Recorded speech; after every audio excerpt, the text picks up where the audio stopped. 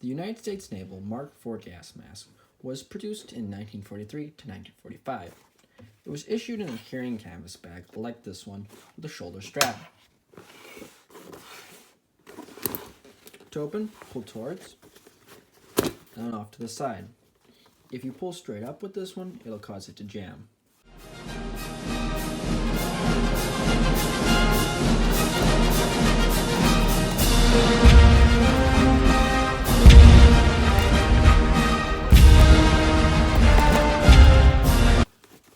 Let's take the gas mask out and have a look at it.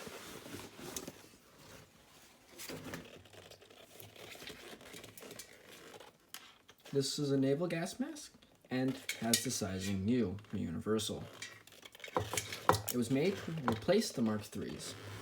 Interesting feature of this one is that the canister for filtering the air is behind the helmet, connected with two rubber hoses.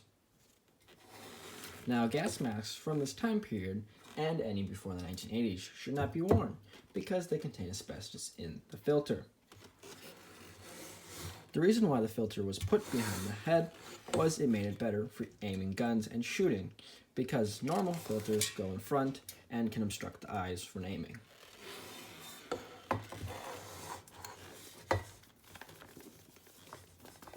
Inside, there's a black rubber nose cone, which is used to direct sound and bring in the air.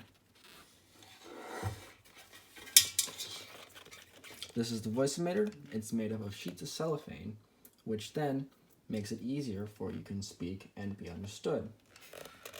The air outlet is down here, and for purging the gas mask, this is covered and the air pushes out. You do this when putting on the gas mask.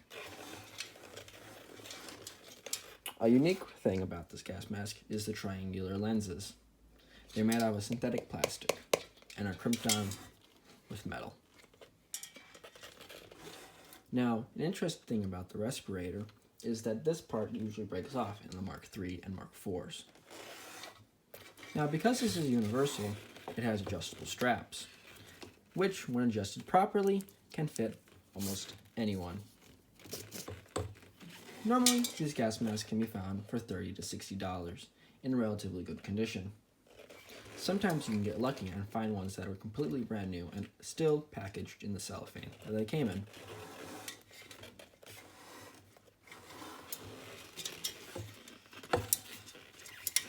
Information is printed on the cylinder itself, talking about the safety and when to use it, and where it was produced, which this was produced by the Mine Safety Applications Company, Pittsburgh, PA, made in the USA. This is where the air is intaked, and it still has the covering for the protecting the holes. You can see where it started to rub off.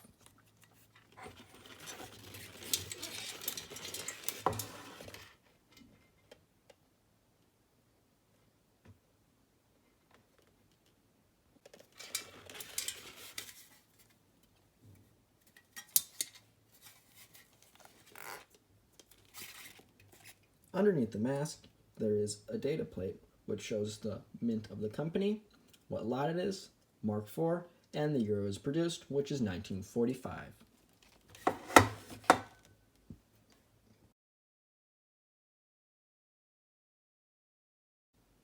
A lot of these masks, due to their age, are dry rotted. It's hard to find ones that are in such nice conditions. Usually they've just been thrown in basements or cellars or even in barns, and the rubber gets dry rotted. So if you see one that's like this, where the rubber is still good, pick it up. Thanks for watching. See you next time. And while you're waiting for the next video, check out my Discord server. You can add inputs to what videos are coming next and suggest ideas for projects you want to see.